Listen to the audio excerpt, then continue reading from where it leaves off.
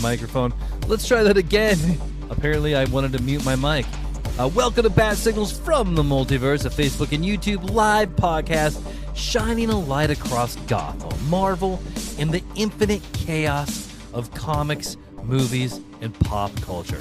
Each week, we fire up the signal to talk comic reviews, movie breakdowns, passionate debates, ridiculous games, and the occasional crossover no one asked for, but you're going to get it anyway. And if you miss us live, you can catch the show later on Spotify, Apple Podcasts, or wherever you get your audio fix. I'm your host, the self-proclaimed Emperor of Awesome, Bradley Butin, and I can't do an episode without my tag team partner, the unverified twin of Dwayne "The Rock" Johnson in the eyebrows, the unverified twin of Dave Bautista in the head wrinkles,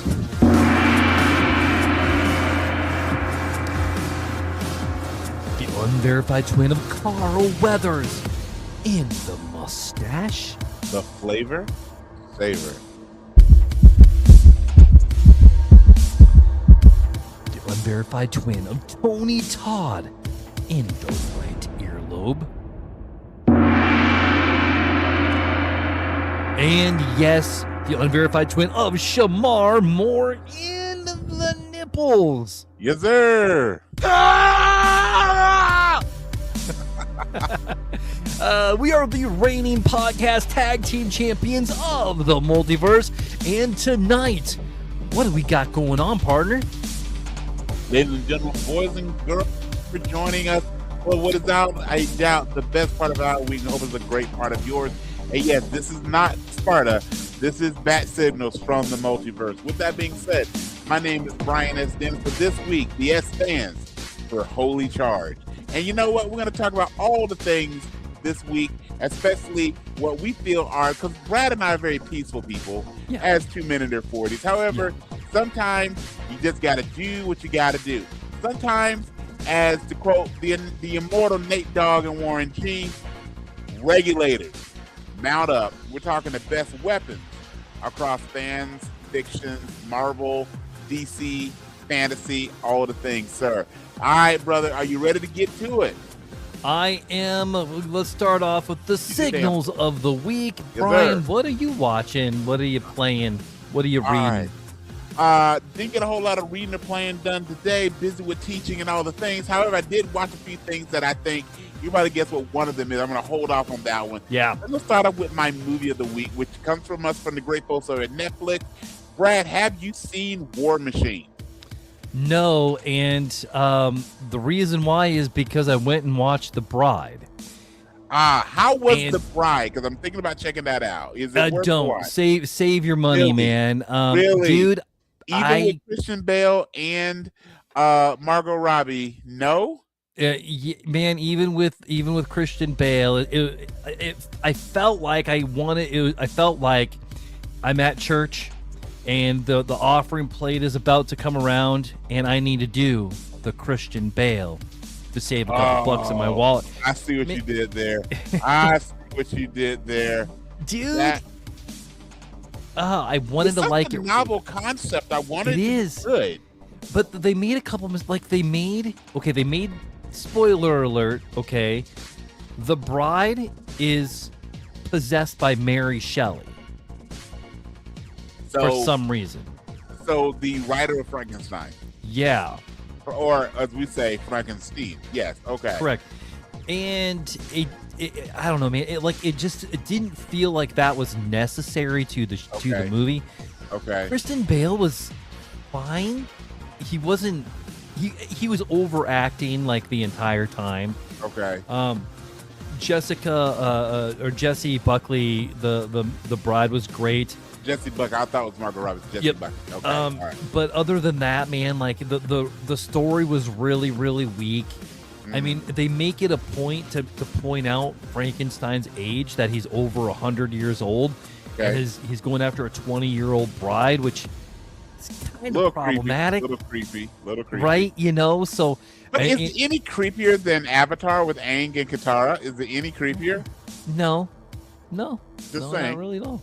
You know? But like it just it was. I don't know. I feel like they had some good ideas. They Sure. just didn't get there. They didn't get Okay. Maggie Gyllenhaal just because she wrote and directed it. Okay. Didn't Who really get a is chance. really talented. Okay. Yeah. Yes. Yeah. So, man, So is there a scene where the director falls out of a window and Frank jumps out to save her? They should have added that. That might have saved Yes. the movie. Yes. Yeah. Yes. So since I brought up our first side quest, so live action only. Who's been your favorite love interest of the Batman? So let's stick to live action movies. So that's Sure. gonna give us the Keatons. So you got Vicky Vale, you got the various versions of Catwoman. Well, there's only been one Catwoman. There's been a Selena Kyle. Yeah. You know, you've got Rachel. You've got a variety of women. Talia al Ghul. All the things. Who do you think, in your opinion, who's been your favorite bat couple, if you will, in the live action movies, live action big screen movies? Man, I'm gonna have to go Michelle Pfeiffer, Catwoman, just because they actually gave her a part. Yeah. I mean, even in Batman, even in Batman 3, they didn't really give Anne Hathaway, which like they didn't let her take it there. Sure. Or did they? Because there's also the big debate on, are they really there at the end or not? Right. Yeah. So that's always true. Or is What Michael about Caine you? having a senior moment? Yeah. Let's turn the tables, man. Who is the greatest Bruce Wayne / Batman love interest? If I went by who I would pick for my own world, Anne Hathaway wins hands down. I think she rocked the costume the best. But and by the way, she's also not Catwoman. She is Selena Kyle. They didn't go there. But I gotta agree with you. I think Michelle Pfeiffer as Catwoman, she did her best Eartha Kitt. RIP to the greatest Catwoman on all honesty. But also, I remember Little Bitty Brian. Two things I took from that was, one, Brian, I know you're right with me here. You know, mistletoe can be deadly if you eat it, but a kiss can be even deadlier if you mean it. That imprint on me at a very young age. And then the other part was, for other reasons, her cleaning herself in that costume. That just. Yeah, I spent the weekend alone in my room. Right. But anyway, I don't want to grow up. I'm an S&M kid. There's a man in whips and jeans that we can play with. Yes, absolutely. So, by the way, if you've not seen Batman Returns, folks, check out Batman Returns. Yes, check out all the Batman stuff. This is Bat Signals from the multiverse, so definitely check them out. Yes. So, a person that came to the B&B, by the way, thank you, B&B, for our trivia night this past weekend. My friend Chelsea, who's one of the folks that attended, she went to a trivia night, and I'm forgetting the name of the place that they went, but it was 90s trivia. And the first question was naming the live action Batman movies in order. So, and you had to know the years. So, I think her boyfriend carried the weight on that one, but I heard apparently got the question right. So, hey, good look out of there. So. She texts me without having to look. I go, this isn't this. So again, you know where to go for Batman trivia. All right. So check out War Machine. It's Alan Richard. He does a really good job. Who should be Batman? He should be. Pull it off. He could definitely pull it off. I can see him. I want to, but I know you say should be Batman. I see him more, especially watching him in this, as well as Reacher. I see him as Red Hood. Because he's got this incredible build, but also he plays a little unhinged, and they do the move in two really good acts. You've seen the trailer, you kind of get the gist of the film, which is fine, but they do basically the backstory of him as a soldier in one part of it, and then when they encounter the War Machine as these, so they do a good job of doing a very gritty, realistic war movie the first half. Then they bring in the sci-fi, we got to fight the alien machine second half, and they meld them really, really well. Good. And they do a really good job with he's a ranger in training. They do a great job with this, and as well as we have some really cool cameos, Esai Morales and Dennis Quaid are both in the movie. So nice.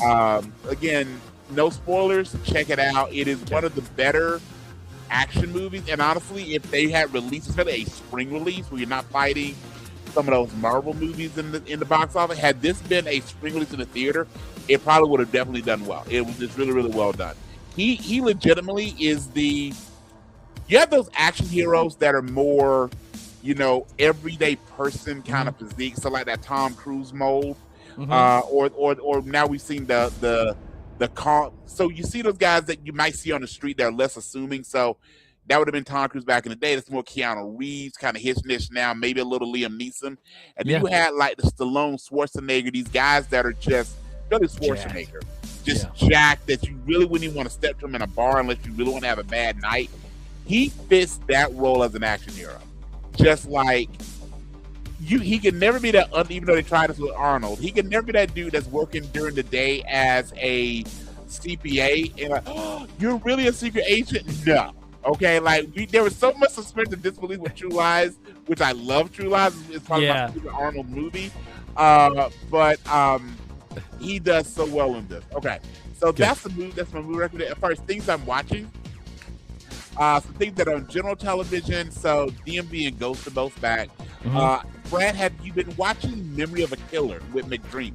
I have not. They really.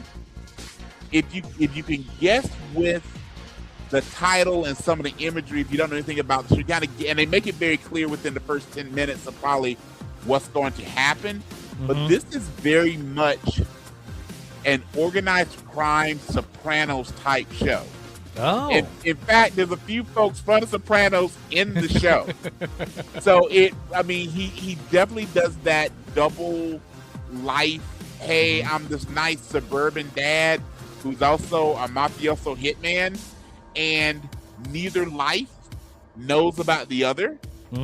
And what happens through some very potentially real life tragedy that happen to anyone, those worlds start to mesh. I think it's 4 episodes in. It's really good. It's really, really good. It's extremely good. Then again, I mentioned DMV and Ghost. Scott Speedman has made a return to television in RJ Decker. Did you check it out yet? I did. I like me some Scott Speedman. I've ever since Underworld, man. Yes. And also Jaina, and I'm gonna butcher her last name, but she was in both the Firehouse show and in the short-lived Morris Chestnut's show, Rosewood. She is very good. And that first episode, if you're gonna go to prison, that's the way I think most of us choose to go to prison. Yeah, done really, very really well. clever. We'll say that. Yeah, she has a unique way of solving problems. Right. Which is going to be the spin-off. She has a particular set of skills. All right, and then we'll probably spend some time on this. I've taken too long on these. Of course, Paradise. Oh, man.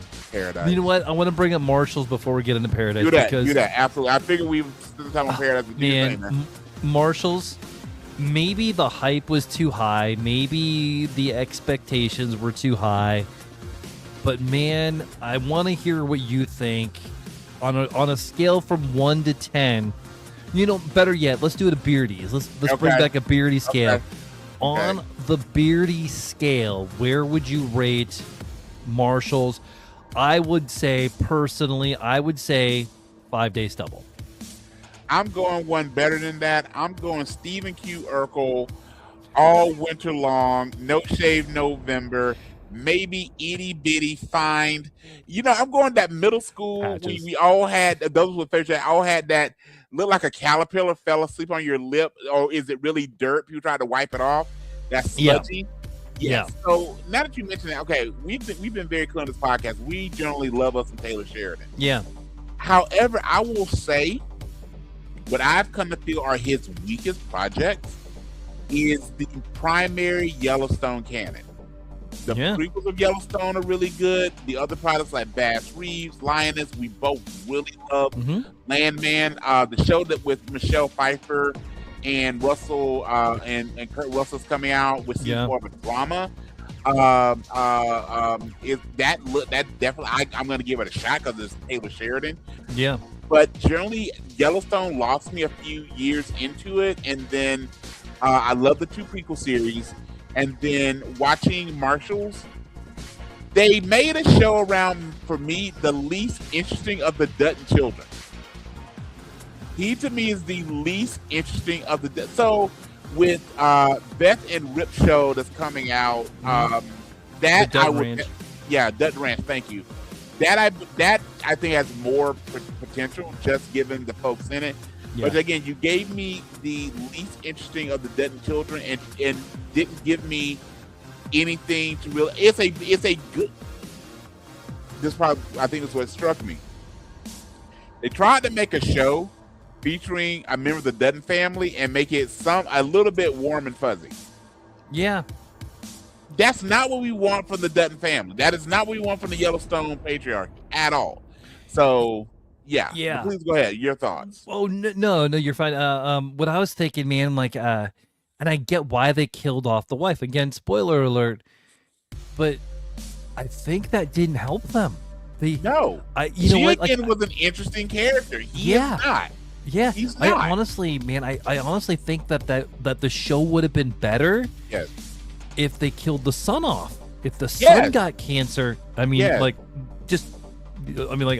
sounds really, really bad to say out loud. Children, by the way, this would be clear. But no, I get your point. Right. But the character, yeah. But like pushing him back, but also having something to do with somebody that forces him back into the Marshals instead of like that's the itch that he has to itch. You know, when the whole last season of Yellowstone was about him getting away from that. But then now he's embracing that's who he is. I don't know, man. I mean, I'm still gonna watch it, and I really, really hope that I do a 180 on it.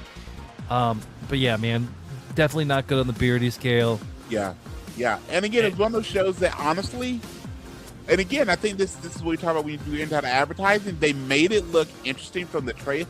I mean, don't get me wrong, the other members of the Marshals are more interesting than him, so maybe we'll get more of them. I'm a big fan of Ariel Cabell, so there's definitely some folks in the show that have there's there. I just don't know if this is, and again, like I said, it's the first episode, so we're judging an entire series on one episode. But similar to when we get to Paradise, a lot of people try to judge the new season of Paradise based on the first episode. And for those of you that did that, you were wrong. First off, I also really liked the first episode. So did I, man. Judged by the first episode, you were wrong. And Bradley, before we jump into Paradise, quick question, sir. Yeah. Want a breath mint?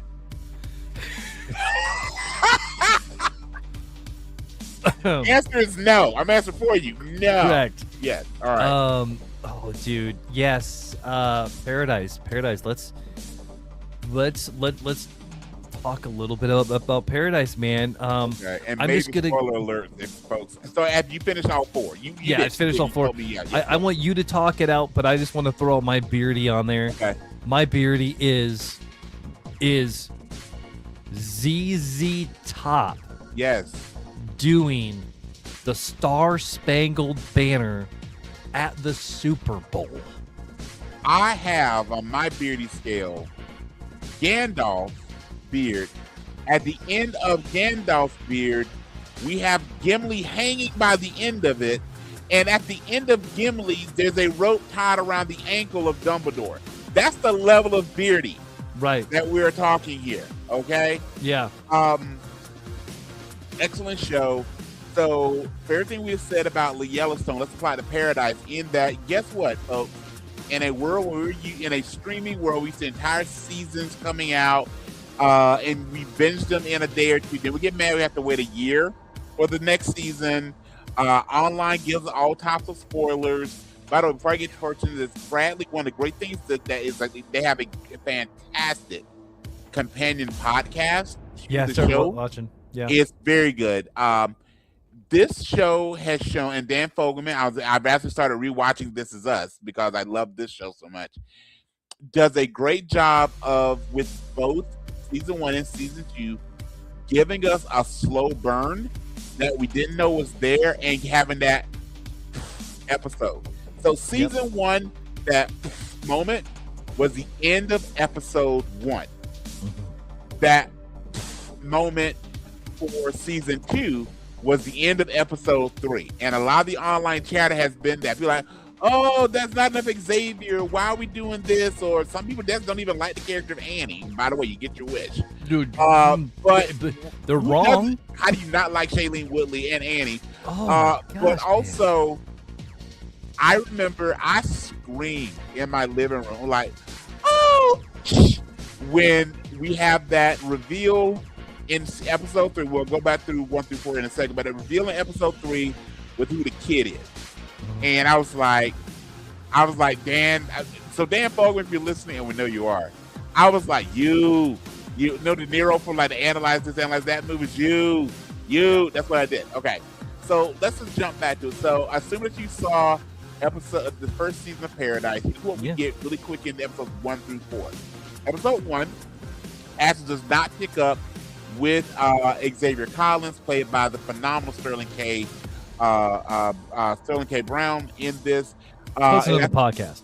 Yes. We'll call him his cousin yes. on the podcast. Yeah. Yes. We need a Samuel. By the fact, they're both in Marvel. Somehow do some type of time thing where we get Sterling K. Brown and Samuel Jackson in the same place. All right. Samuel went to Wakanda back in the day and he runs into Sterling. Something. All right. Of course. But with that being said, so the first we get introduced to a couple new characters. One we think would be important, one we find out is important. Yeah. So we meet Annie and Link. So here's what happens when you have the apocalypse. You know what, Brad? If I had to hide in any place on the planet and I happen to be living in the South, I'm going to Graceland. Okay. Michael, very much. Thank you very much. So we learned that Annie is a survivor in the series. In the second season premiere, she's living in Graceland, primarily on her own for 3 years. She gets met by these travelers, the leader of which is Link, who, as any meet cute happens, she gives him a concussion by hitting him in the back of the head when he's playing the piano. Yeah. But what we find in that first episode, more than anything else, is that Arkansas, both presently and in the future, is not a great place you want to be. And that old tech still works based on the EMP. Yeah. We have Annie in that great moment. They do the things that the kids do nowadays. And due to all her trauma, doesn't go with Link. He is named after Link from the video games, which I think is a spoiler for some things we're going to see later on. And she finds out maybe a Link from the past? I'm going to tell you my theory here in a minute. A few months go by and she realizes she's pregnant. So that's the end of episode 1. Episode 2, we see that Xavier's plane crashes, which there's a big boom. And then in episode 1, she goes off into the woods across the river, basically to Arkansas, and finds an unconscious Xavier Collins. We see in episode 2, Xavier Collins' plane crashes. Also, there's a running theme of nosebleeds that happens. He crashes, gets found, like we all hope we do, by a bunch of traumatized kids who don't speak. And through the machination of that plot, he gets severely injured, loses almost all of his possessions, but we get a phenomenal backstory of how he met his wife, Carrie, which was done so incredibly well.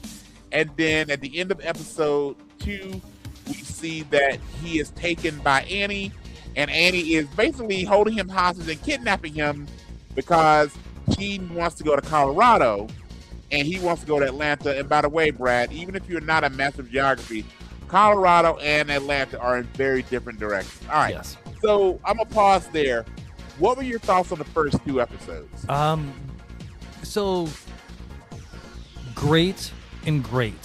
So, man, all 4 of them, yes. Good. Yes. Absolutely great. Freaking amazing. And fantastic. And there were 4 very different episodes.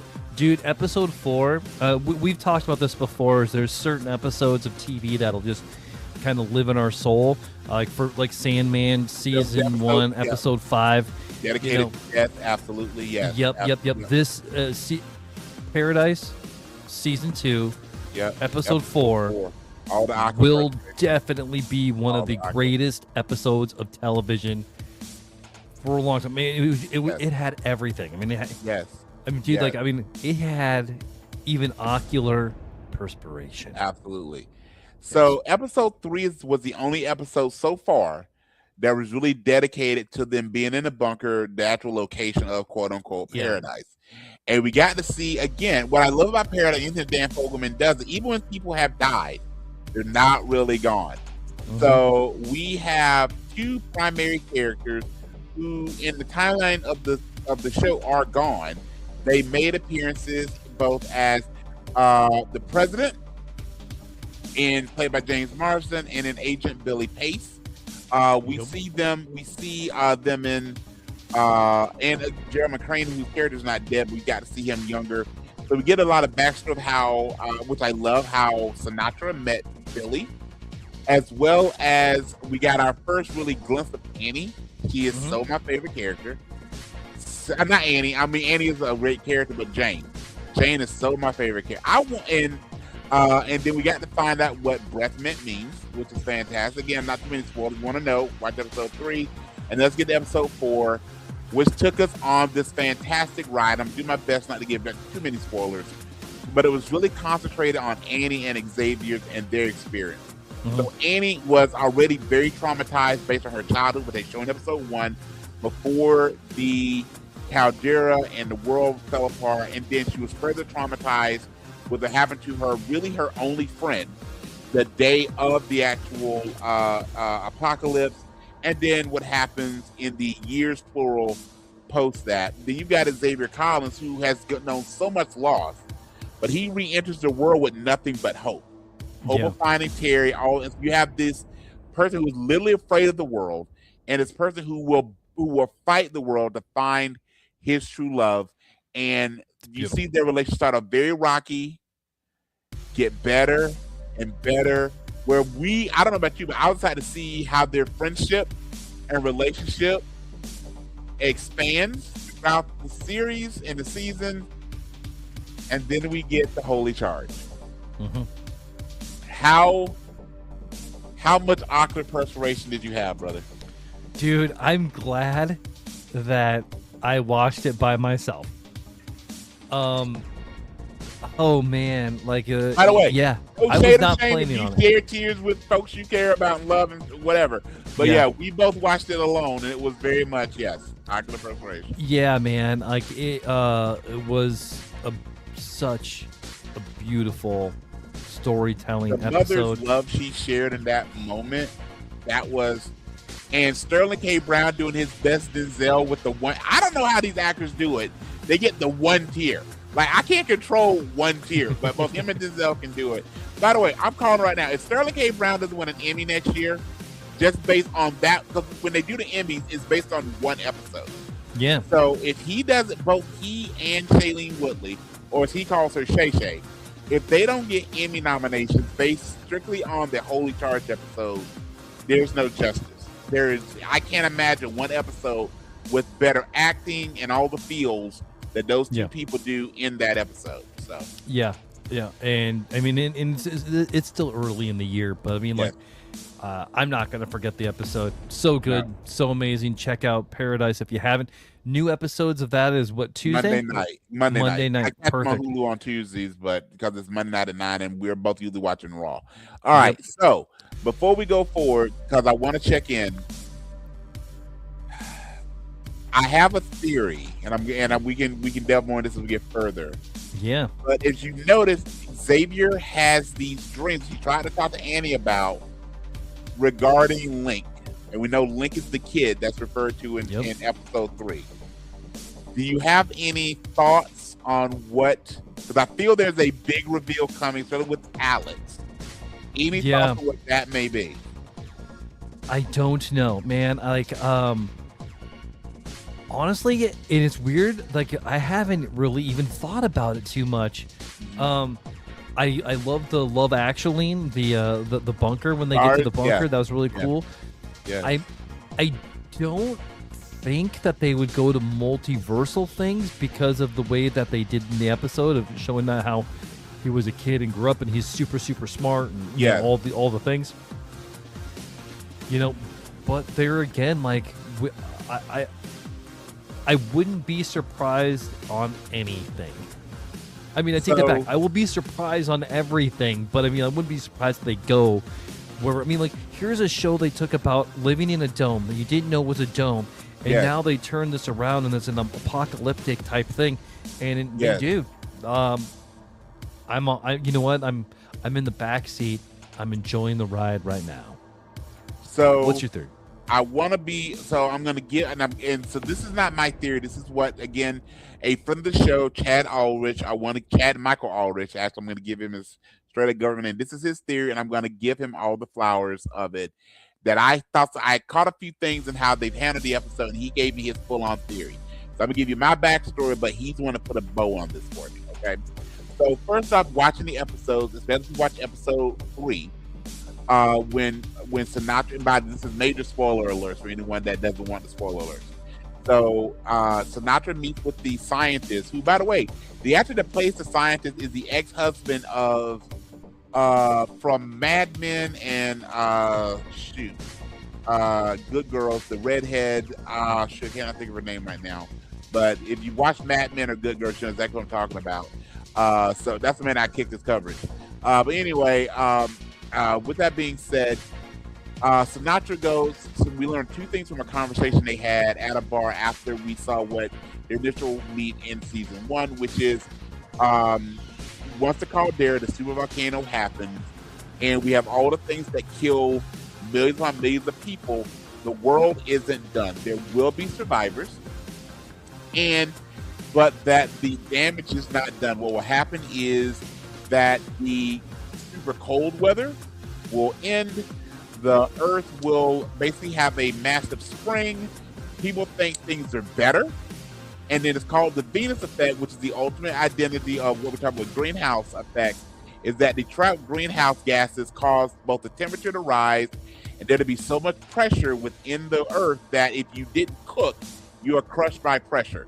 Sinatra asks, how can we fix this? He goes, what you need, one thing that billionaires can't buy, which is time. Keep that in mind. Then we see in the episode where Annie is in the midst of episode 4, we also get the introduction of the first child born in the bunker. So that's episode 4. Then we go back to episode 3 and we see where the scientist who creates this Alex machine talks about, do you believe in fate? And he kept asking Billy, are you supposed to be here at this time? And then Brad, he says this, and it's a quick storyline, that he's choosing the sun because maybe it worked. So this was the theory that Chad put together. We see them introduce Calvin, which is the name of the kid that's born in the bunker. Perhaps Alex is time travel. And remember, Sinatra is seeing, does Alex work? And she kept, the housekeeper, who's not a housekeeper, kept going, it's getting close. And Sinatra goes, we may have to settle for close. Here's what Chad put together. The Alex machine is time travel. The baby born in the bunker, the first baby born in the bunker, is actually Link. Link in the video game travels between worlds. They send the baby back, or the toddler, back in time with the knowledge of what to do so he can fix things. However, they didn't shoot him back far enough, so that's why he knows so much about the bunker and where to find it, because he grew up there. That also would explain why he knows nothing about Elvis. Remember, he goes, not a big Elvis fan, didn't get any Elvis references, that if he was born and raised in the bunker, the only person that likes oldies music was the president. And it was all hair bands. So a lot of these references in 2025, 2026, he would not necessarily have, but the reason he knows so much about it was if he was told all the things behind the Alex science, if he was groomed to know those things and then sent back in time. So that is the ultimate. So basically a Terminator. type deal. That, But like Kyle, yeah. Yeah, so Annie, I guess, is the new Sarah Connor. So Oh my gosh. that was Chad's thought process of that actually, and that's why he picked the video. Because also remember, the president loved video games. So Yeah. that potentially could be who he is that he's that newborn kid that gets raised in a bunker, taught all the things about the Alex Project, who gets sent back in time to try and stop this, but they weren't able to send them back far enough. So that's Chad. So we have it here as recording on March 8th, 2026. Chad, I put it out there in the podcast. We'll see if you're right, brother. I love that. I will co-sign it as well. That's gonna live in my headcanon. I gotta talk a little bit about a couple of Batman comics that just came out. First of all, if you're not reading Arcadia, it's a Black Label. I haven't read it yet, but I'm gonna wait till all the issues are out, and then I'm gonna read them all at once. And I think I want to try to do something with it. But Batman number 5 and 6 are out. Reintroduction of the Joker back into the normal timeline. Joker is this is Matt Fraction, Jorge Jimenez. Joker is in the Arkham type thing. Okay. But he's in a container, liquidized. He can't talk besides like a vocal thing, and he asked to talk to Batman. And he asked to talk to Batman because he wants to let him know that somebody's trying to kill him. And it's but not Batman. Yeah. Bruce Wayne. Oh. Says it. Oh. Says it. Yes. Yes. Yes. So this is why Batman is the most badass character of all time. Not only is Batman, but he has, we've shared this before, if you go to Rogues Gallery of Heroes, Batman's number 1, Spider-Man's number 2. This is why. Yeah. This is why, because the writers know just enough magic dust to sprinkle in there, and that's always been a thing of, especially when you just break it down, there's a couple people that's always, there's 3 that have always in Batman canon regarding knowing Batman is Bruce Wayne. Yeah. Is the Riddler figures it out, but the Riddler doesn't say anything because that removes his greatest enemy. Yeah. Luthor and Wayne would be contemporary, so does he have an inkling of it?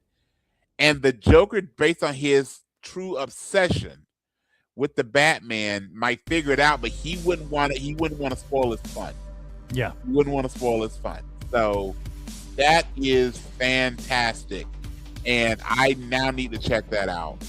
Dude, yeah, comics are DC is doing so good right now. The Absolute World. Yes. I mean, they're bringing in Absolute Scarecrow, Deathstroke, very very soon. So that's gonna be really cool. I'm a big Scarecrow fan from way back, so I love when Scarecrow gets his due, he gets his flowers. He's a villain that definitely needs. Every October should be Batman versus Scarecrow comics. Absolutely. You know? Absolutely. That would be my real quick tangent. Yeah. In my headcanon, I want a Marvel DC crossover because I think will write himself that Scarecrow would view his greatest challenge as Daredevil. That would be awesome. So I've always thought and when we do crossover events, at least nothing I've ever seen, have we not had a storyline completely focused on Scarecrow versus Daredevil? And you know what? That we may do a pitch. We may do a pitch on that sometime. We have to pitch that one. All right, Brian. Let's talk some wrestling. Want to wrestle? All right. Big thing. So we had so much fun with our favorites. I'm going to do a quick review of wrestling, primarily of the Elimination Chamber, also a couple things that have happened. Primarily one big thing that's happened since the Elimination Chamber. Here's a rundown of the card.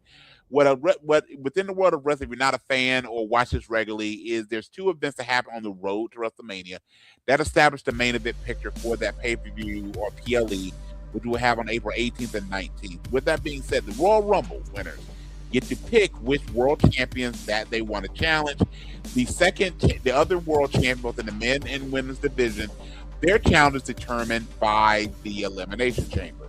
So we have the women's elimination champion, which is Rhea Ripley, Tiffany Stratton, Alexa Bliss, Asuka, Kiana James, who is super impressive, and Raquel Rodriguez. The winner of that was Rhea Ripley. She is returning to the main event picture. I saw a stat that she's actually challenged or been the champion in the last, with this one. This would be the 4th straight WrestleMania she's involved in a women's world title match. So it will be her versus Jade Cargill. I think of that. I think we both think it possibly Stratton, but we went with Rhea Ripley. I gotta say, Rhea versus Jade has a great deal of potential. Yeah, we'll see. They had their face-off this past Friday. If you didn't watch it, skip it. But they're definitely within the ring. I think that could be a really, really good match. AJ Lee defeated Becky Lynch. I think we both called that because this will set up AJ versus, I'm assuming, Becky at WrestleMania. CM Punk defeated Finn Balor. Again, another really, really good match. The finish of that match seemed a little rushed. On the ran short on time. But all of a sudden, Finn just got kicked in the head by Punk 3 times. Punk hit him with a go to sleep 1, 2, 3. It was not as good as their first encounter, but this set up CM Punk to again solidify that he'll be defending against Roman Reigns. And then in the match, I think everybody was waiting for the men's elimination. The women's elimination match was well done, but the men's elimination match was the main event for a reason, which was Randy Orton, LA Knight, Cody Rhodes, Javon Evans, Trick Williams, who is my new favorite coming up, Logan Paul, who was there instead of Jey Uso. And what we got was a few things happened. We got the return of Seth freaking Rollins. Yeah. Which there's some mixed feelings about that, and I'll talk about here in a second. And then what we got was Randy Orton out of nowhere, literally out of nowhere, getting the RKO and pinning Cody. Now, what that should have set up was Randy Orton versus Drew McIntyre, who is the WWE Undisputed Champion, the champion of SmackDown, for WrestleMania. However, Drew got involved in the match, and because of that, the GM of the brand decided that we were going to have Cody versus Drew McIntyre on SmackDown this past Friday for the world title. You could see this coming a bazillion miles away. So I'm going to pause here and give you this real quick commentary. Number one, we both are fans of Drew McIntyre. We both were ecstatic that Drew finally got the world title after he had either not won it or held it for 5 minutes.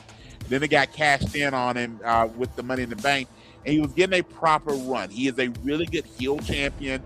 He's had previous world title reigns, but they were during COVID. So this was the first reign he got, and I think he was doing excellent as a heel.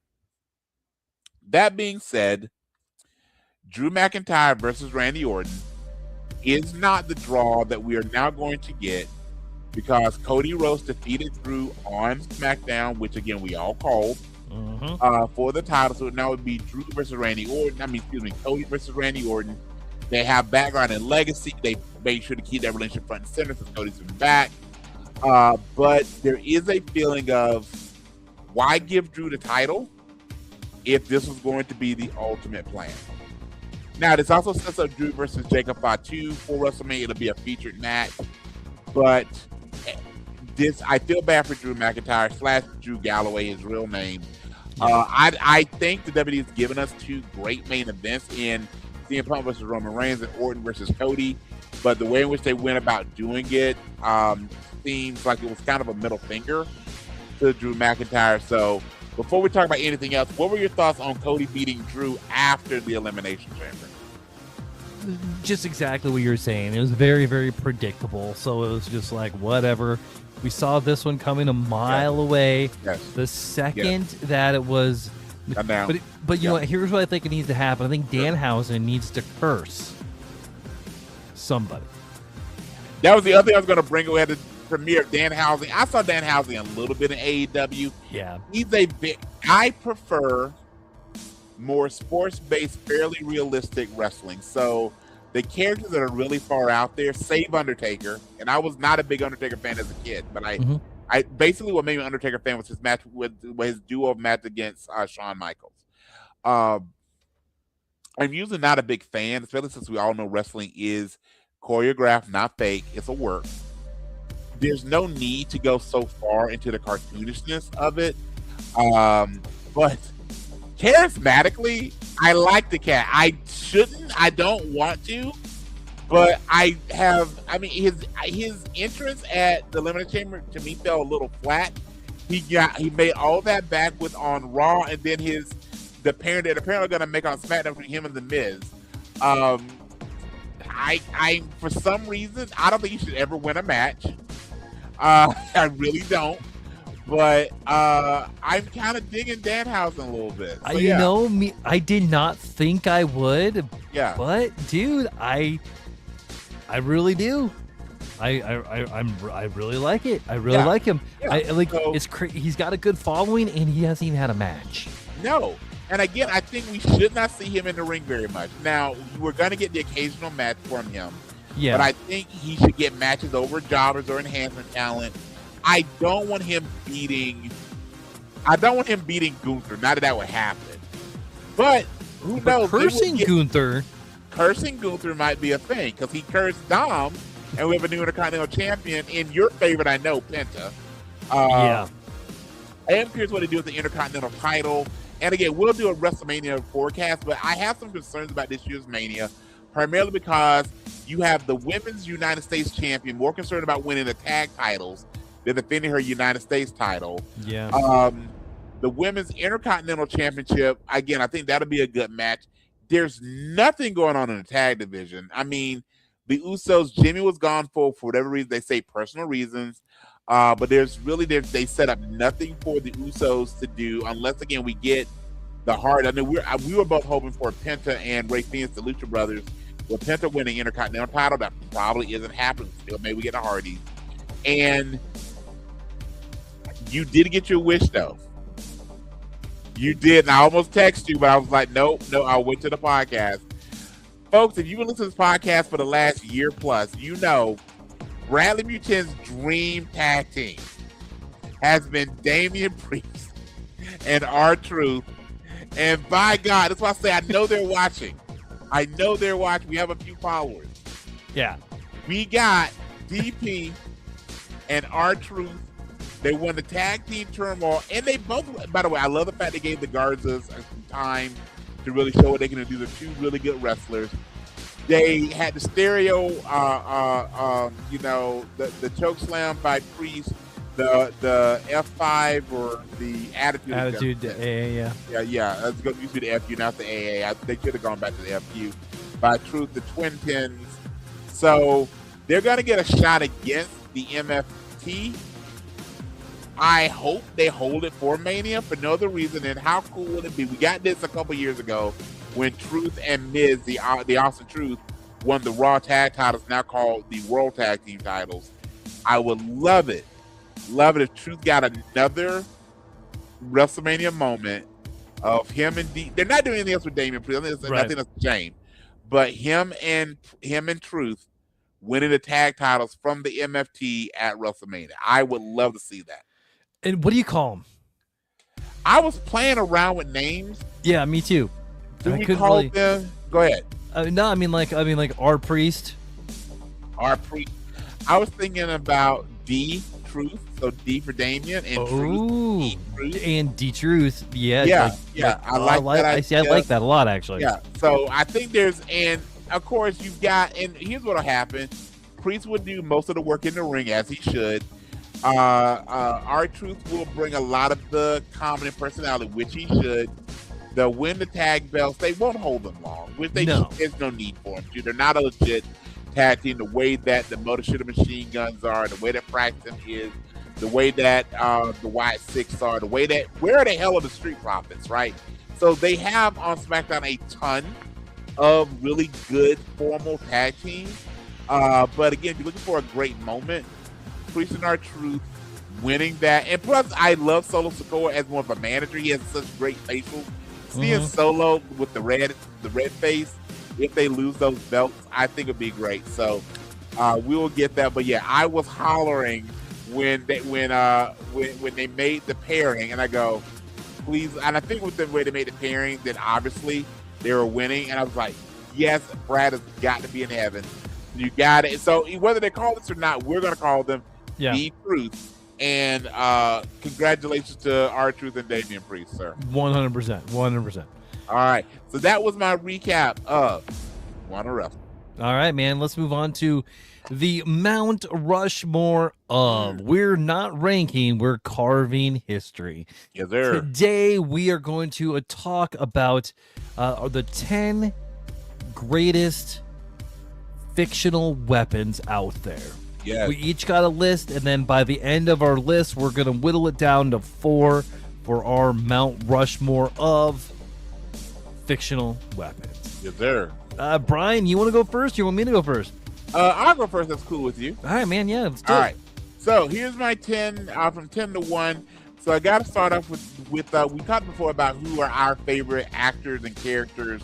We talk a lot about Samuel L. Jackson, obviously. We talk about Princess Bride. And the person we haven't talked about for a little bit, but who we both really love, is A, Bruce Campbell, but B, Bruce Campbell as Ash from the Evil Dead and Arm of the Dead series. So number 10 for me is going to be Ash's Chainsaw. I'm curious how many of these we have in common. Number 9, I got to give it Tron's Disc, old school. So it only works in a digital world.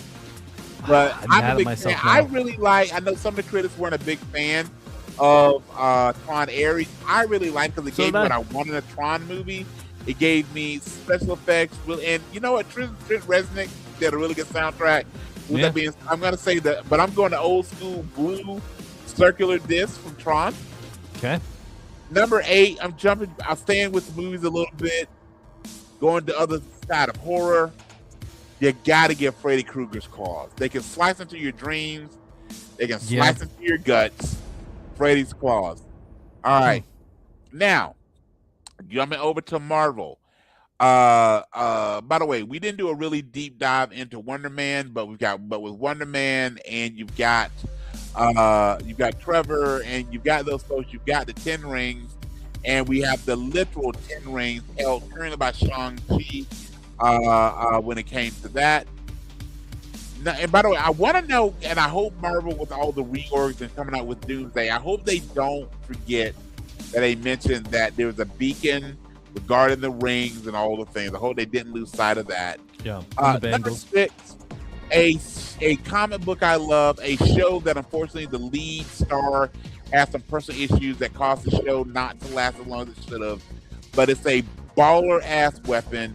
The comic book has fantastic stories and is drawn and written fantastically. Number 6 for me, Brad, is the Witchblade. So, number 5, gotta talk about a ring, but it might not be the ring you're thinking of. I'm taking the One Ring from Tolkien and the Lord of the Ring and Hobbit mythology.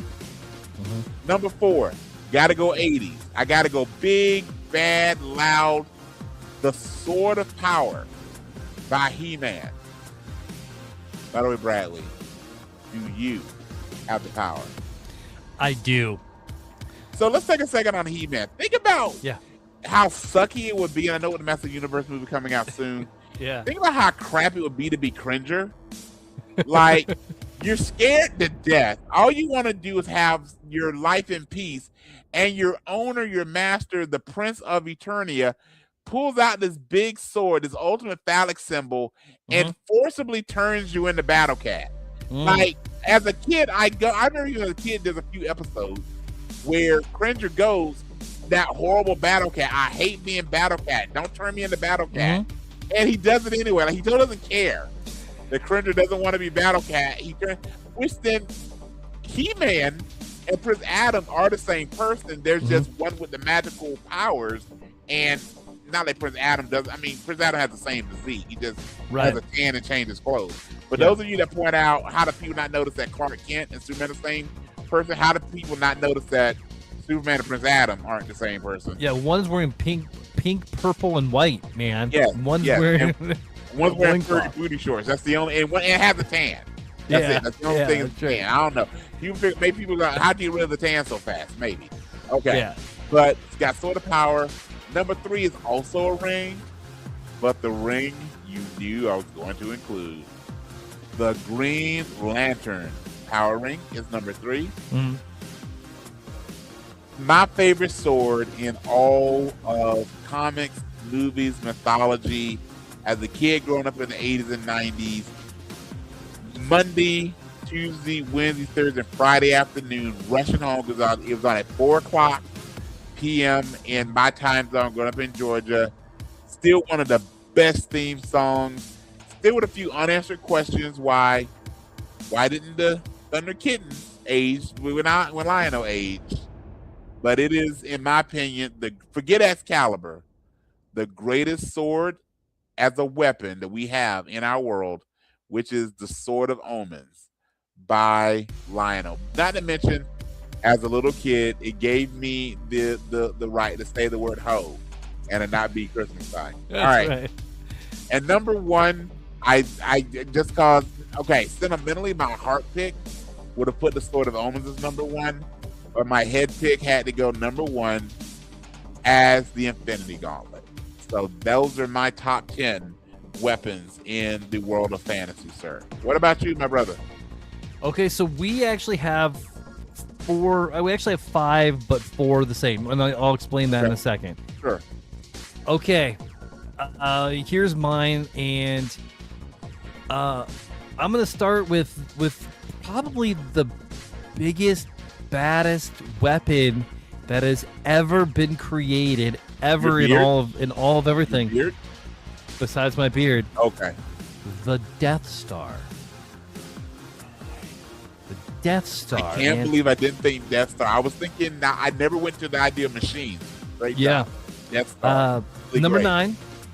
And in regards of power, right? Like, you take a normal person, myself, Brian S. Dennis, where the S might stand for the mask, give you tune powers. Bro, I love that, the mask. Next, I thought for a second you were going Bane's Venom. I'm like, Okay, oh, that wouldn't have been bad either. Side quest. Again, if you did a Marvel DC crossover, what if you gave Banner Bane's Venom, and then he turned into the Hulk? Oh. Huh. Let that one. I'm gonna let that. Yeah, that's good. That's really good. All right, next up, number 8 for you. My number 8 is, we're gonna talk a little bit about DC. You can't have a good weapon without getting to the truth of things. The lasso of truth. I wouldn't let her tie me up without even telling the truth. Like, I'll tell her. You're not gonna catch me lying to Wonder Woman. Okay, Linda Carter or Gal Gadot as Wonder Woman? Gal Gadot. Okay. I mean, like, for different reasons though. I think Linda Carter has a place. Yes. So does Gal Gadot. Those syndicated episodes when I was like 8 years old. Yeah. Yes. Absolutely. So here's the first one that we're crossing over, and this is kind of a double. I kind of put them together just because I felt that they were close enough together. Okay. And that is the He-Man Power Sword and the Sword of Omens. Oh, okay. So I put them together into one. It was my way of cheating a little bit, but also I didn't want to put Power Sword and the Sword of Omens because I kind of feel like, I had the same thing. They feel very similar. Right. Same time, very similar time frame, all the things. To your knowledge, has there ever been a Master of the Universe Thundercats crossover? I do not know. It has to have been a comic. You got Filmation. You got Hasbro, who does He-Man. I forget who owns Thundercats. I think it's Mattel. So there may have been some licensing issues there, but no, I agree with you. And by the way, I want to thank both Tila and Chitara for making my youth so much fun. You're right. So I just did a quick Google search and the AI summary. Let's just see what the AI summary says about that. That's going to be trustworthy. I know, right? But never mind. It's taken forever to read it, so we're just going to keep going. All right, brother. Next, my number 6 is the Fairy Godmother's Wand. Okay, question. Yeah. I like that. But question: why the fairy godmother versus Potterverse or anything of that nature? I'm just curious why the fairy godmother. Like the Elder Wand. Yeah, just curious. I mean, I don't have any shade with your pick. I didn't even think about a magic wand, which is again a great pick. Right, because I think when I was thinking of my list, I feel like the fairy godmother's wand could do anything. True. And I think the Elder Wand would have some sort of limitation. Because the fairy godmother's wand, I mean, they never really say what it can do. Yeah, there's not necessarily spells. It's just here's a wish, right? Yeah. By the way, I just rewatched Ella Enchanted the other day. A really, really good movie. Yeah. Oh, and you know what? You know what I put? I probably should have put these two together as well. Okay. The next one is the Elder Wand. Yes. My number 5 I put as the Elder Wand. Okay. For all the things that I said, just the wands are there. Next, my number 4. This is another one that we have, right? But I actually added to it a little bit. Instead of just the Green Lantern power ring, I put all the power rings of the emotional lanterns. Okay. Just because they're each going to be a different emotion that you have to overcome to wield.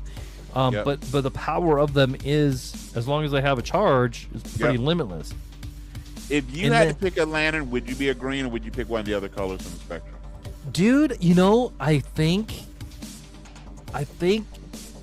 I might be more of a blue lantern than a green lantern. Okay. I think I would be more of a hope. Okay. Than I would willpower. But all right. What about you? I was thinking I'd want to be a white lantern, but only if I was Batman. That's the only white lantern I want to be. The black lanterns that we know is entropy and death and all the things. Mm-hmm. He just looked really cool. Oh, Necron is amazing. If you just did it strictly by branding, the black lanterns are badass. The black lanterns are bad. They're a kids concert with powers, so the black lanterns are badass. Do you know where the Black Lanterns would fit really good into right now in DC? The Absolute Universe. Yes. The Black Lanterns should make an early appearance in the Absolute Universe because it's ran by Darkseid. Right. So I think my son had a Contron country. What were you saying, Brent? Oh, okay. Let him finish his list, see if he's on there. But my son just had a thing that he thought should be added to the list. It's really good, but I'm curious if you have it. So I'll wait till you get done. All right. All right. So after the power rings, I have the One Ring. There it is. Yep. And then I have one snap and half of everything is gone. I got the Infinity Gauntlet. Okay. And then my number 1, you knew it was going to be on here, the greatest weapon in all of fiction, the lightsaber. All right. So I like the lightsaber as well. To me, again, you're more of a Star Wars person than I am. I love Mr. Star Wars, but I don't quite compete with you. To me, it was strictly sentimental value of the power sword and the sword of omens, but the lightsaber also is really up there. So here's a question, just because before I get to Brent's pick. Yeah. So have you seen the elongated trailer for Lanterns that they dropped this week? Yes. What are your thoughts on, people have pointed out some canon errors, assuming that they hold true, just some of the dialogue.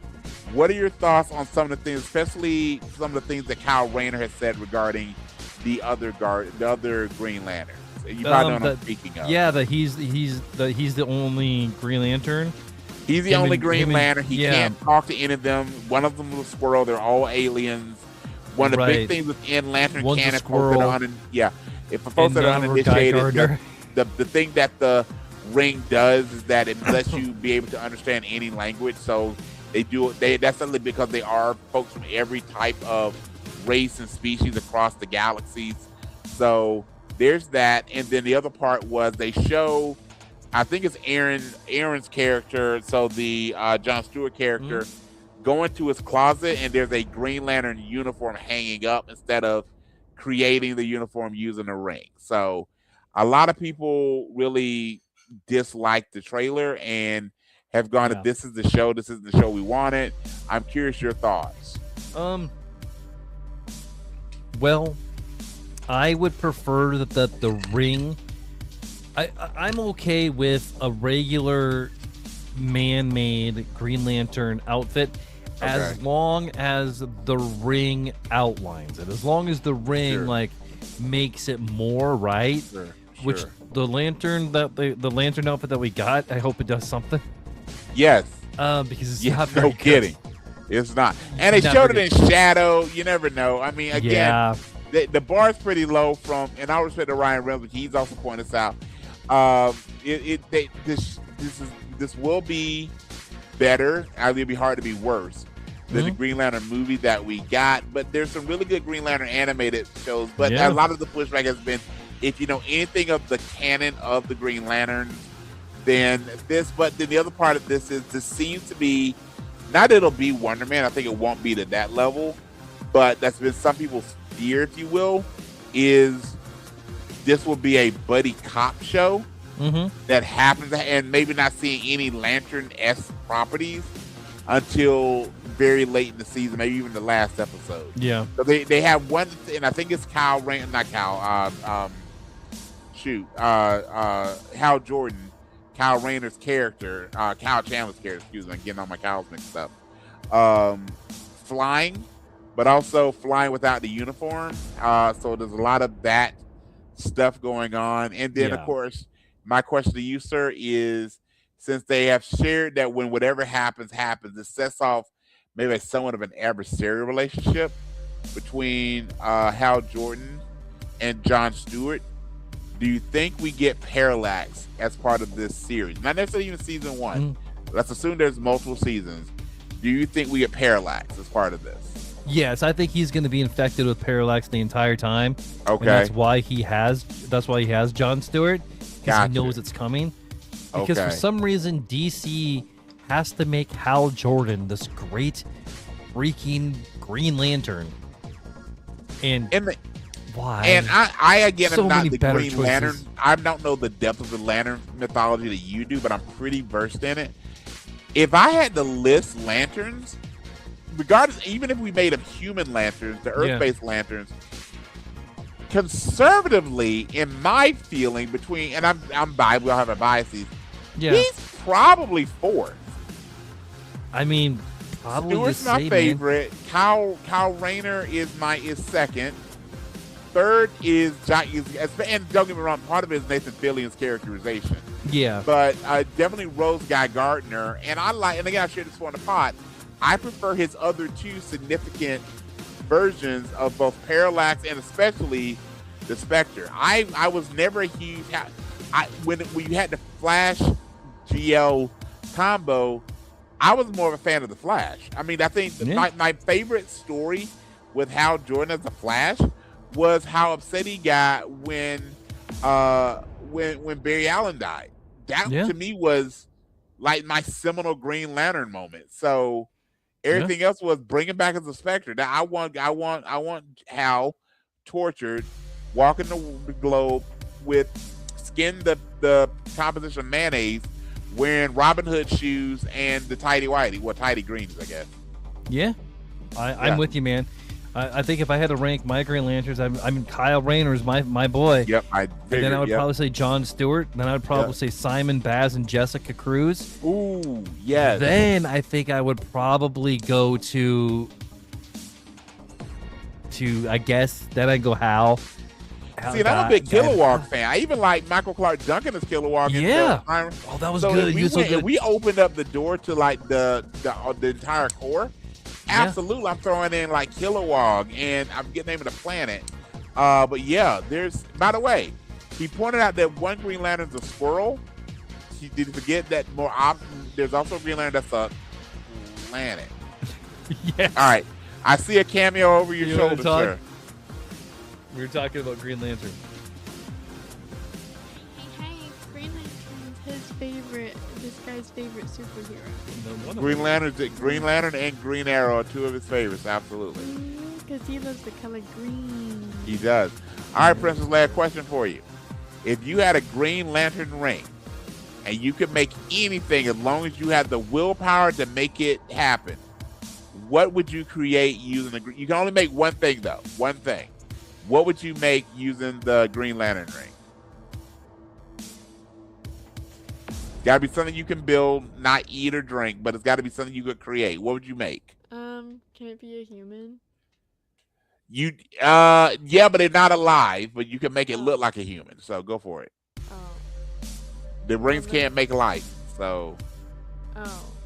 We'll make it. Okay, you know what? It's your ring. You can do whatever you want. What would it be? Who would you make? My great papa again. Okay, that's wonderful. That's wonderful. I think you just won our episode. That was wonderful. Or his grandma Vogel. Okay. Yeah. Those are great. Those are great, sweetheart. Thank you for sharing that. Yeah. All right. Hey, we need to get back to the pod. Okay. Can I get a bye-bye?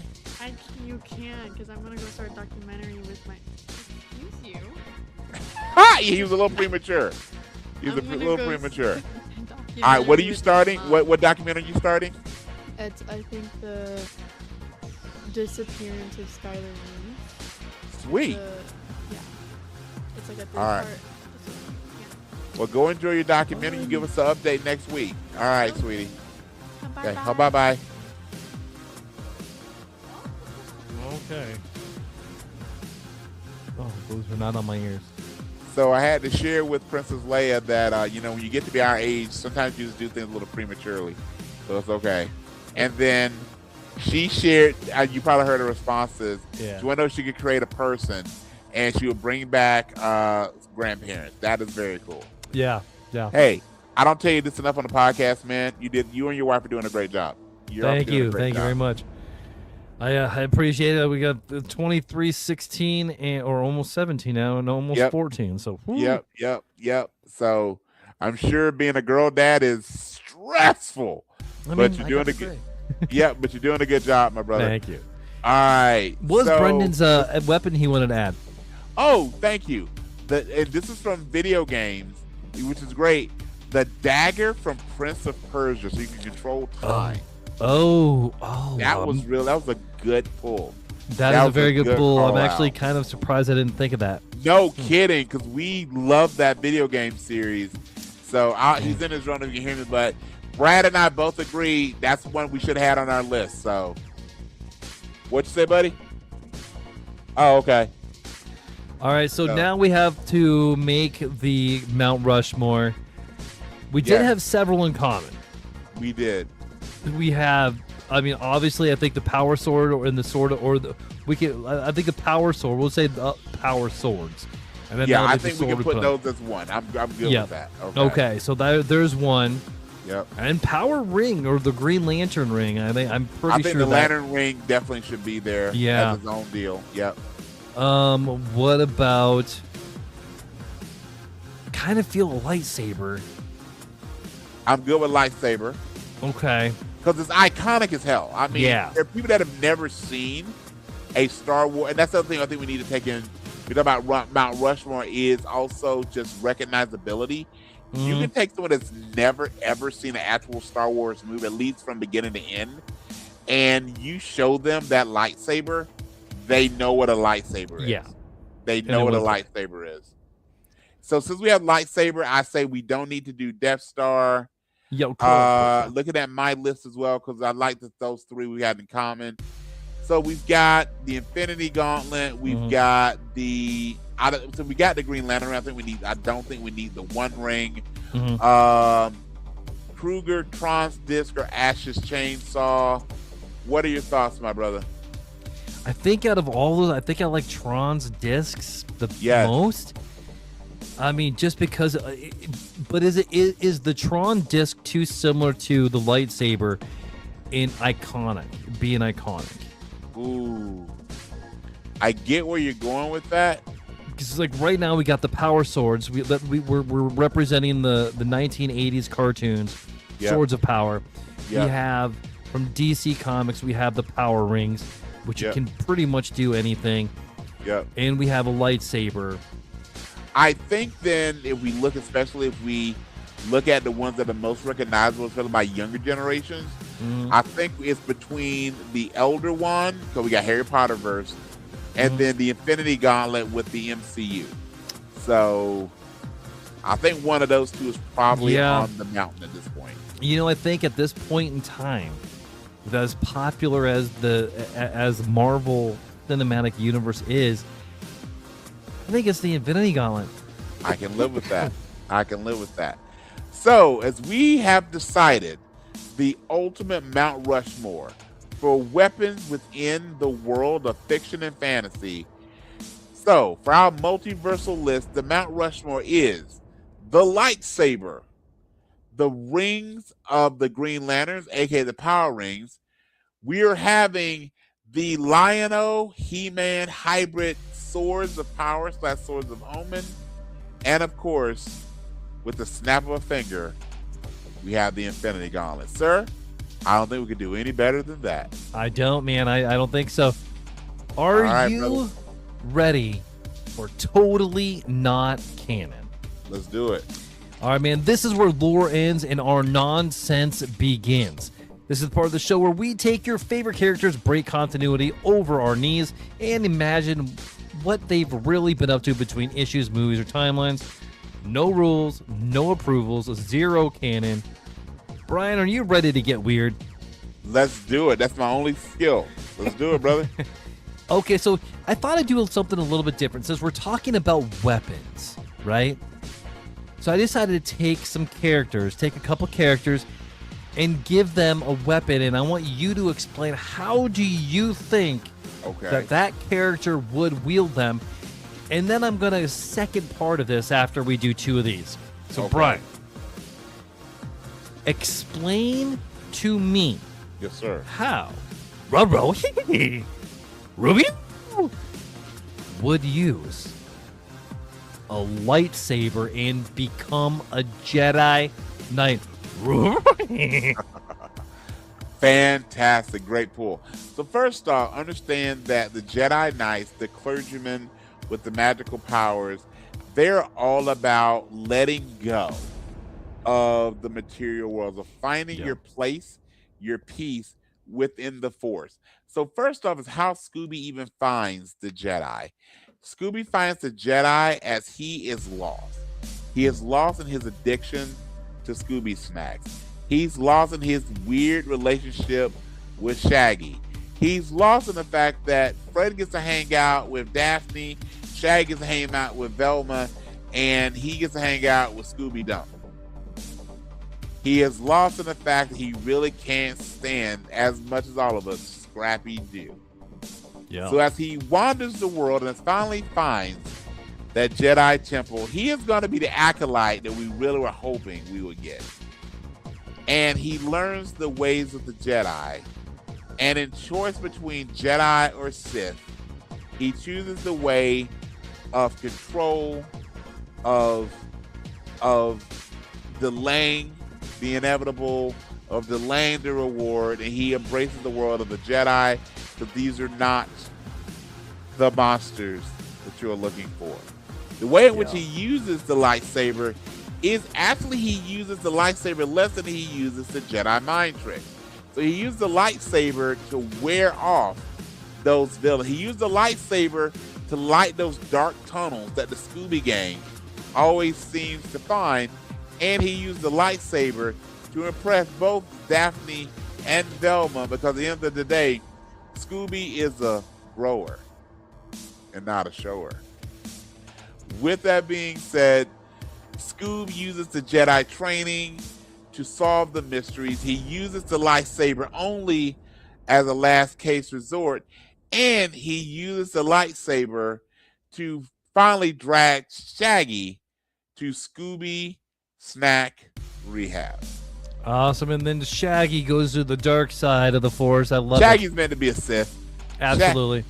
You know what would happen? Shaggy and really what you find out is Shaggy and oh my goodness, Shaggy and Jar Jar are behind Order 66. So okay, man, it's funny you said that. Okay. So Brian, explain to me. Oh wow, I can't wait how for this Jar Jar Binks would use the Sword of Omens. Okay, so here's what happens.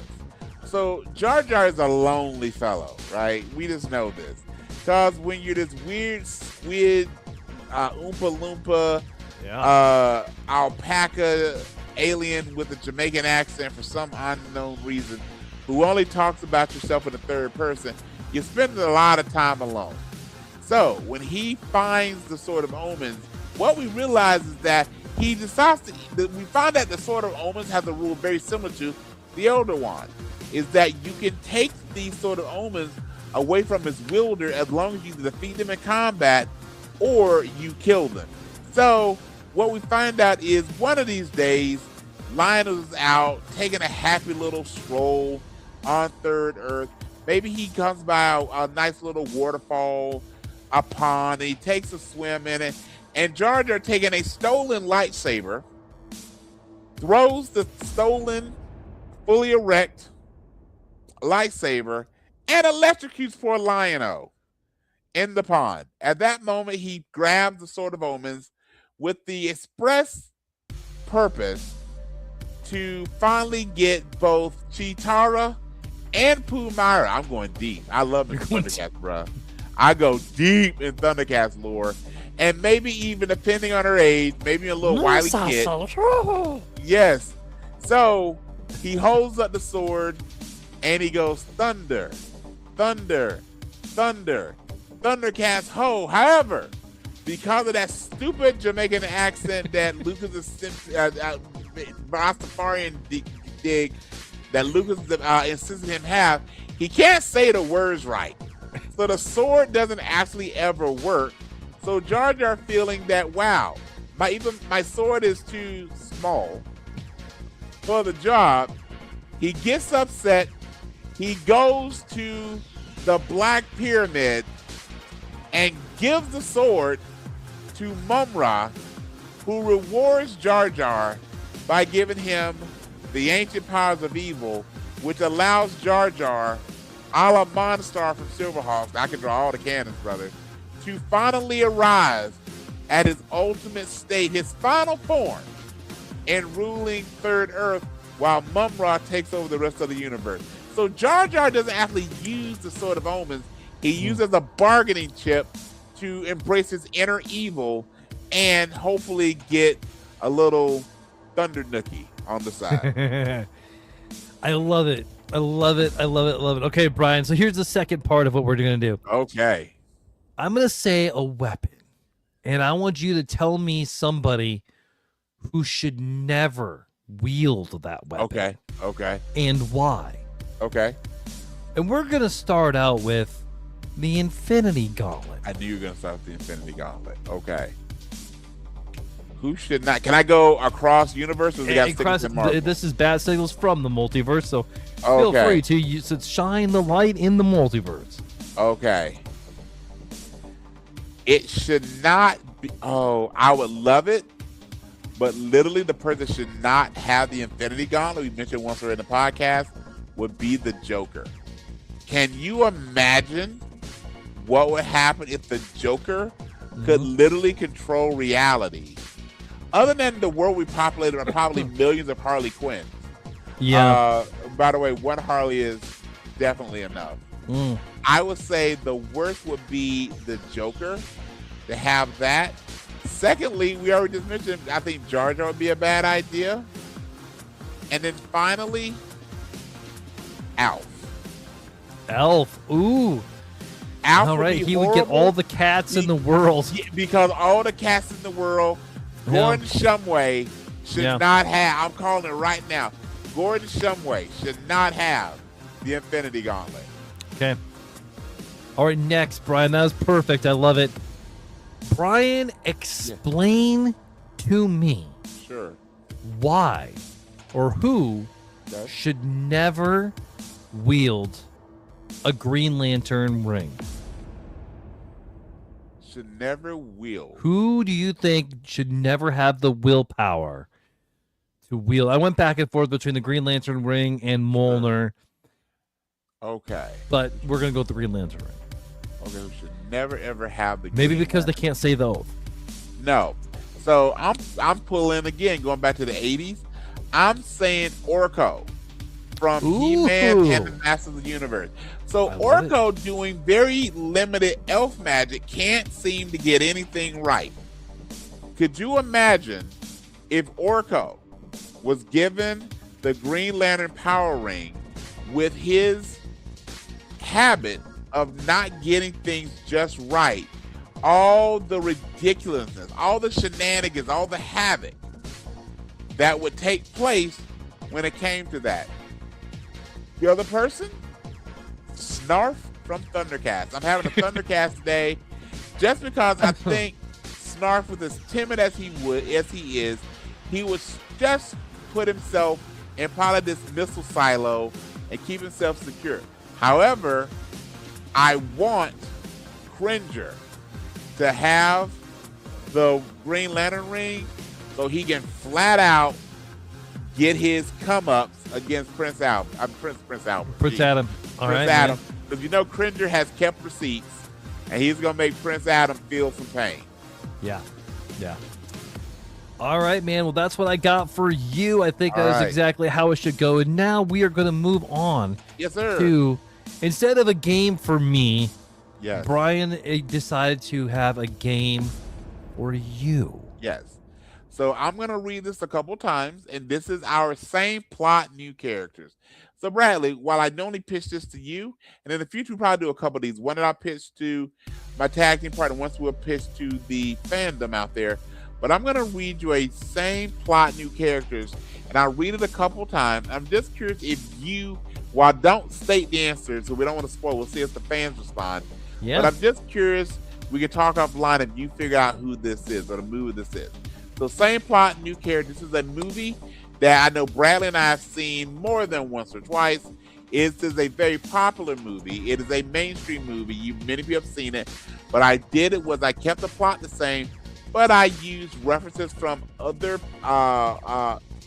projects and characters held by the actors and actresses in this film. So here we go with same plot, new characters. Before Harley met the Joker, she was in love with another Mr. J. The two ran roughshod over the real Gotham City and picked a fight with a Green Lantern along the way. Despite the bright lights on Friday and being inspired by the Buyers Club from the Lone Star State, this aviator committed acts that were downright super bad. Even working with an accountant's brother couldn't spare him from misery or avoid a Punisher's judgment. Not all stories have a happy ending. Sometimes they just go down with the ship. I'll read it again, but after that first reading, do you have any thoughts, sir? Again, don't share for the audience. I'm texting you what I think it is. Okay. So I'll read it again. Before Harley met the Joker, she was in love with another Mr. J.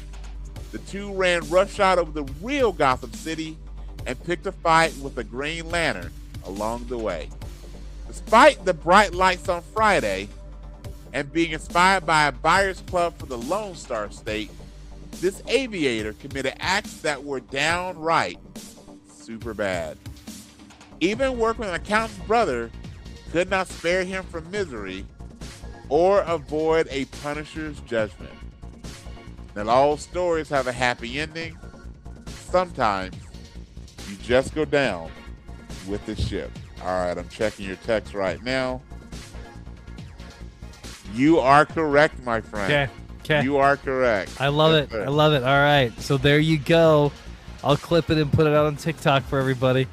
Brian, do you have an honest ad? I do. So as we're recording on March 8th, 2026, Bradley, this is the kickoff of daylight savings time. So I don't know about you, but the clocks in my house, most of them had to be readjusted. Thank goodness that cell phones update themselves. But here we go with the honest ad for daylight savings time. Spring forward, fall back. Everyone's sleep schedule is under attack. The seasons change, as do the clocks. The havoc this plays can totally kick rocks.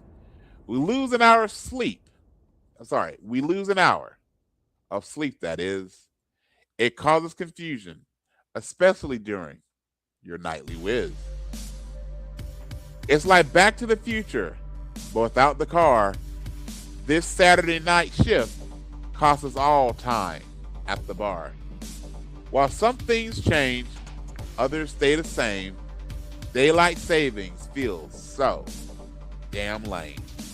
The struggle is finding balance between night and day. As they say in The Princess Bride, we've just sucked 1 hour of your life away. I'll continue to bitch, oh so richly. The only way to fix it, time with Rhea Bloody Ripley. And that is my honest ad for Daylight Savings Time. So, okay, I heard this on TikTok yesterday or the day before, something like that. Somebody did a TikTok. I wish I remember their name or save the video so I could give them credit for this. But they said that The Princess Bride is the most remakeable movie that has ever been made. And at first, I'm thinking that those are fighting words, right? Sure. But his points are, the story is being told by what the little boy is perceiving in his head. Right. So it's going to all be dependent on who is telling the story and who's listening to the story. That's a good point. So you could tell anybody, and however they're perceiving the characters. Yes. Is there? So you could take anybody to be anybody else in The Princess Bride, and it would make sense. And my mind is still freaking blown about that. That's a good point. Yeah, That's a really good point.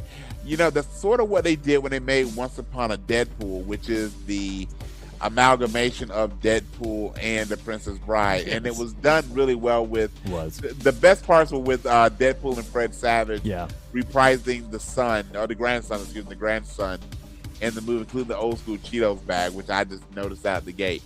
But yeah, there are definitely those movies that you're right. The story, number one, is timeless, but also it can be updated fairly easily because it's based on the perception of the actors and actresses in the movie. So I agree with you that it could definitely be redone.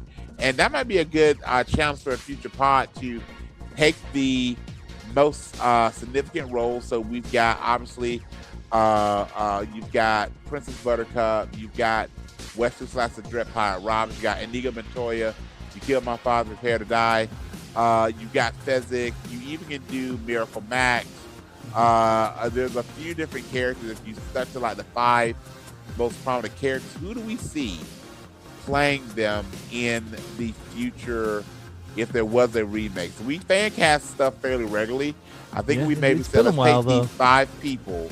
Again, I'm picking 5 off the top of my head, but these 5 roles, who would we recast it and why? And I think we could bat signals from the multiverse. We could fan cast Princess Bride 2, The Search for Inigo's Scars, or something like that. Yeah, I love it. All right, man.